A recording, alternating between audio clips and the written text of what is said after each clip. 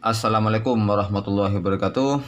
Hari ini kita akan membahas tentang 3 komponen penting ya pada handphone, yaitu CPU, IC power, dan eMMC.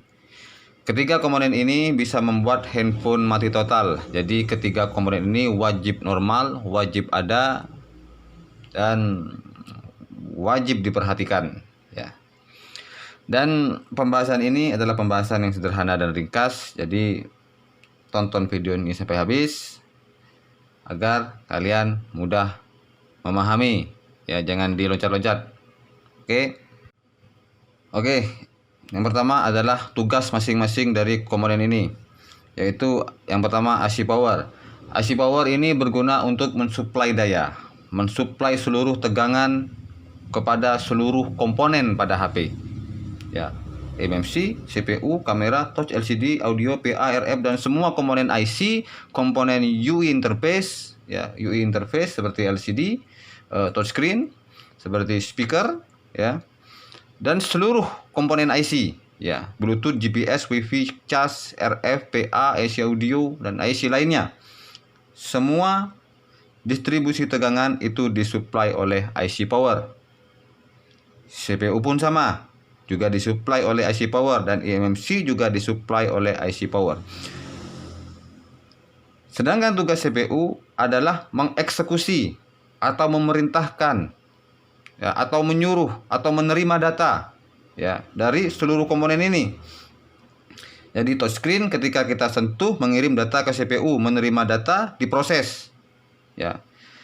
Dan juga CPU ketika menerima perintah dari touchscreen ya, untuk memerintahkan LCD untuk bergerak ya, diproses, diperintahkan LCD bergerak ya. Jadi seluruh proses perintah, eksekusi, penghitungan semua dilakukan oleh CPU.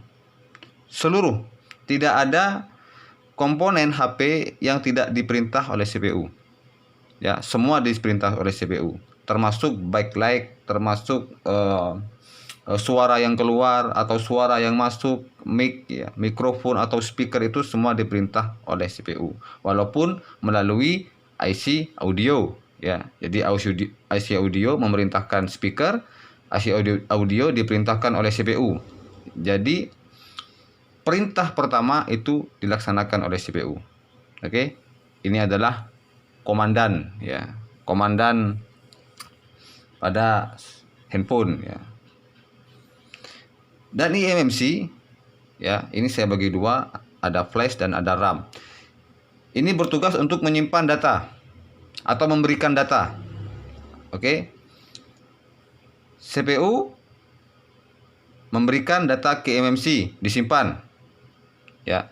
Dan CPU meminta data ke eMMC ya. eMMC memberikan ke CPU. Jadi komunikasi antara eMMC ini hanya komunikasi antara CPU dan eMMC ya. Mereka tidak berkomunikasi loncat. Jadi eMMC tidak berkomunikasi langsung ke RF, tidak mungkin ya. Walaupun kamera ini disimpan ke eMMC ya, tetapi kamera ini tetap melalui CPU lalu eMMC ya. Jadi tidak langsung kamera ini ke eMMC ya, tidak langsung disimpan, diproses dulu. Jadi eMMC ini bertugas untuk menyimpan data permanen ya, atau menyimpan data temporary ya, RAM untuk menyimpan data temporary atau data sementara. Data flash, data operating system, atau data pengguna ya, data user ya. Ini kegunaan dari eMMC. Oke, di sini ada garis warna kuning dan warna merah, kuning dan merah. Warna merah ini melambangkan jalur power atau jalur distribusi tegangan ya, dan jalur kuning melambangkan jalur komunikasi data ya. Jalur komunikasi data antara CPU dan beberapa komponen IC atau beberapa komponen user interface, beberapa komponen IC lainnya, IC power atau eMMC, ini berkomunikasi melalui macam-macam protokol ya, tetapi yang umum adalah menggunakan protokol I2C, SPI, SD, paralel, dan serial sinkron atau asinkron ya. Jadi nanti kita pelajari tentang metode komunikasi ini ya. Sudah saya siapkan videonya. Dan jalur merah, jalur merah. Jalur merah ini melambangkan jalur tegangan yang dikeluarkan oleh IC power ya.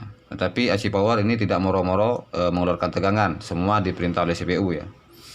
Jadi mengeluarkan tegangan 1,2, 1,8, 2,2, 3,6 dan 5 volt, ini 18 volt tidak ya. Ini dikeluarkan oleh IC lain, IC backlight namanya. Oke, walaupun ini gambar ini sederhana, tapi kita bisa mempermudah dalam menangani sebuah kerusakan ya. Contoh di sini LCD ya. LCD tidak hidup ya, walaupun LCD normal, tetapi kita pasang ke baut tidak hidup ya. Kita tinggal bagi dua. Kita periksa jalur tegangan dan jalur komunikasi. Kan kira-kira seperti itu. Jadi periksa tegangannya, apakah tegangan VCC-nya ada, tegangan tegangan 1,2, 1,8 atau tegangan yang dibutuhkan oleh LCD ya. Jadi setiap LCD itu membutuhkan tegangan yang berbeda-beda ya. Jadi tergantung dari skema ya. Kita periksa dulu tegangannya, ada atau tidak ya. Jika tidak ada ya, kita adakan dulu ya. Ya, kita cari tegangannya putus atau gimana, atau memang IC power tidak mengeluarkan tegangan ya. Seperti itu. Jika tegangan ada tetapi LCD tidak hidup, kita tinggal periksa jalur komunikasi antara CPU dan LCD ya. Bisa komunikasi itu SPI, SD atau I2C ya. Kita tinggal lihat skemanya ya. Jadi kita lebih mudah nanti seperti itu. Sama halnya dengan seluruh IC atau seluruh komponen ya. Jika dipastikan part itu normal atau IC itu normal, dipastikan dan tidak hidup, kita periksa jalur tegangannya dulu. Kalau oke ada, kita periksa jalur komunikasi datanya. Apakah jalur komunikasi antara CPU dan IC tersebut itu sampai atau tidak, atau terputus atau tidak ya, atau ada gangguan atau tidak ya, kira-kira seperti itu. Sama halnya dengan eMMC ya. Walaupun di sini ini menggunakan protokol SD mode ya. Ya, jadi ada clock, ada data 1. Apa ini ya? Banyak ini. Dulu. Maaf, data tidak dimatikan ya. Jadi banyak WA masuk ini dan Facebook masuk. Sampai mana tadi sudah ya?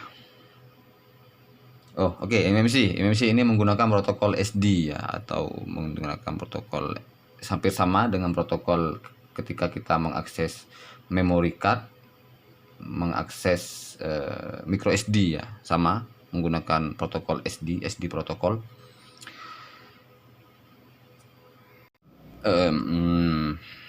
SD protokol ya, ada jalur clock ya. Walaupun ini ada dua ya, kita eMMC, CPU ke eMMC ini ke flash ini menggunakan satu garis. Ini sesungguhnya mempermudah saja. Ini banyak garis ya, banyak jalur.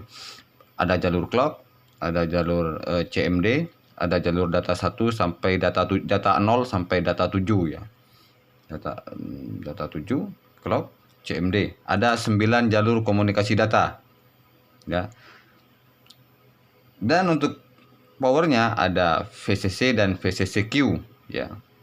Jadi ada 11 jalur ya untuk menghidupkan eMMC, atau 11 jalan ya, untuk menghidupkan eMMC. Jadi salah satu jalur ya, jalur data, katakanlah jalur data 4 putus, eMMC tidak akan bisa hidup ya. Oke, bagaimana ciri-ciri kerusakan pada ketiga buah komponen ini ya? IC CPU, IC power dan eMMC. Ya, untuk IC power kerusakan paling umum adalah IC-nya itu panas. Ya, IC-nya itu panas dan HP mati ya. Ada short internal. Ya, ada short internal pada IC power ya. Dan CPU itu biasanya ampere gantung ya, atau mandek, tidak naik sama sekali, tidak naik dan tidak turun. Sama juga IC power juga seperti itu. Tetapi bedanya kalau kerusakan pada CPU biasanya itu masih arus itu ada yang masuk ya, arus itu ada yang masuk. Tapi kalau IC power kerusakannya walaupun kita pencet tombol power tidak ada arus yang masuk ya. Ya, itu perbedaan yang cukup umum ya, tetapi itu tidak terlalu bisa dijadikan bukti gitu. Karena memang kerusakan CPU dan IC power ini hampir sama ya, hampir mirip pada beberapa handphone. Ya, tinggal kita jeli saja. Nanti kita bahaslah tentang CPU dan IC power ini, bagaimana cara membedakannya. Karena dibutuhkan pembahasan yang sangat panjang gitu sih, panjang. Sedangkan untuk eMMC ini cukup mudah ya. Walaupun HP itu mati total, jika hanya eMMC-nya rusak, ya CPU dan IC power ini normal. Kita colokkan ke komputer, ya HP itu terdetek ya, terdetek bootloadernya, terdetek nama CPU-nya, jika Qualcomm terdetek Qualcomm, atau MediaTek jika itu MediaTek atau CPU lainnya. Jadi untuk kerusakan eMMC cukup mudah ya. Jadi tinggal colok komputer, jika deng ya detect CPU IC power tidak ada masalah ya. Kira-kira seperti itu. Oke, terima kasih telah menonton. Assalamualaikum warahmatullahi wabarakatuh.